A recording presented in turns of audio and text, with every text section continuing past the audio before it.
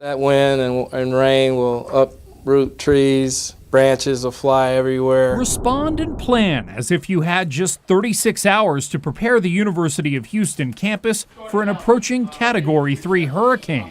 Emergency test, zone 3. That's the scenario this group of university employees was given during a pre-storm emergency readiness exercise, a brand new campus-wide effort to better prepare UH to deal with a major storm, all while hurricane season 2013 was still on the horizon. We've done a very good job in responding to emergency situations, but if you take that opportunity to train, always when something goes awry, you have a better foundation as to how to react to it in the future. The day-long drill hosted by the university's facilities management team brought together all university entities that would be called up to respond in the event of a real storm emergency. The University Emergency Operations Center was staffed and 6 campus agencies participated, including entities like Public Safety Emergency Management, the Fire Marshal's Office, and building coordinators. I think it's critical to ensuring that the university can actually respond in a time of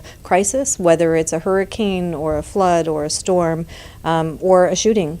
How will we operate together? How will we communicate? And how will we respond as one team? The aim? Get the different responding entities communicating, training together, and problem solving. Get them thinking about logistics and possible challenges as they familiarize themselves with their various emergency roles, procedures, and responsibilities. So part of it is the networking with our different partners and knowing who are going to be our contacts when the emergency happens. During the drill, the campus was divided into zones. Participants were broken up into teams, and they were sent out to the zones to be evaluated. The University of Houston is a city within a city.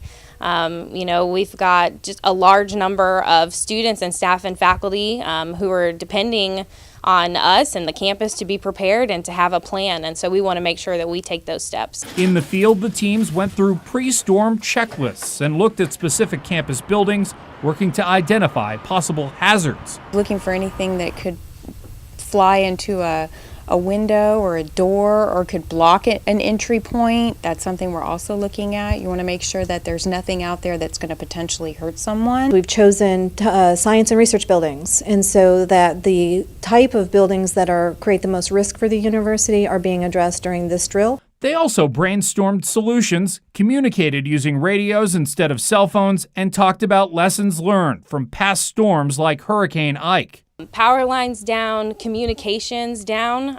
That's actually very realistic that a lot of our cell towers would be down. So we might have to resort to communication by radio. Of course, certain areas around the campus are very low, and so flooding is always a concern. Feedback and after-action reports from participants in the exercise are now being used to help strengthen the university's storm response plans and procedures. When it's affecting the whole region, all the different cities in the area and the county are all impacted as well. So we need to be prepared in order to take care of ourselves as best we can without outside help. At the University of Houston, I'm Mike Garrity.